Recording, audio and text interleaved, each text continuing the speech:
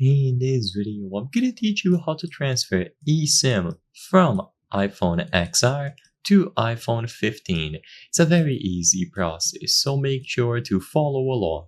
If you would like to use your eSIM and transfer it across devices, follow the instructions in this video and you will be able to get it done.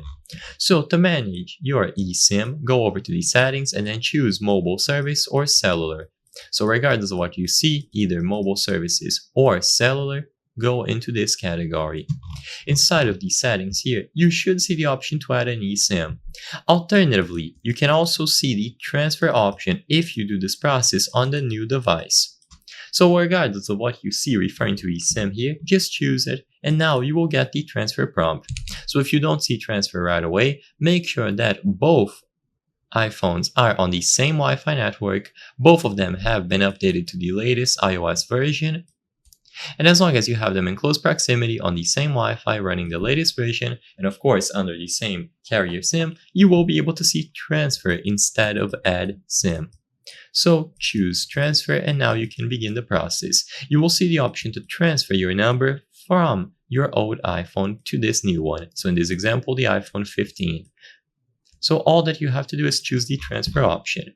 Now you will see this message. Follow the instructions on your other iPhone to transfer your number to this iPhone. If you no longer have the iPhone currently using that number, contact your carrier. Assuming that you have it nearby, you will get a prompt that looks like this. Confirm transfer.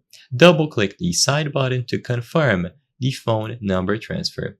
Once your phone number is transferred, it will stop working on this iPhone. So in this specific example, the iPhone XR. So if you confirm, it is going to be essentially removed from the iPhone XR and moved into the iPhone 15. So you can manage your eSIM there. I hope I was able to help you on how to transfer eSIM from XR to iPhone 15.